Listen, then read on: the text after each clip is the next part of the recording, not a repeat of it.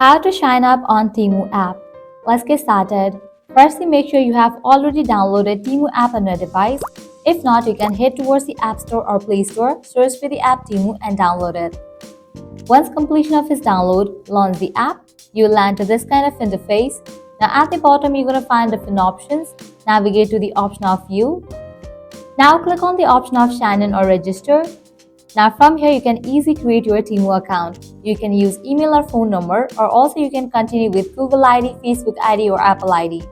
You can select the option according to your choice. For this video, I'm going to use my email address. After you type in your email address, click on Continue. Now generate password for your account. Once you generate password, click on Register. Now over here you can type in your phone number and then click on Submit. If you don't want to add your phone number, click on Not Now.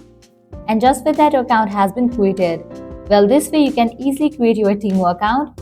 This is really simple and quick process. Now if you want to edit your profile page, you can click on this icon given at the top right corner. Now click on the option of Account Security. And from here you can edit your personal information. Well, this way you can easily sign up on Temu. At the end, if you guys find this video helpful, smash that like button, share and subscribe to our channel. Thanks for watching.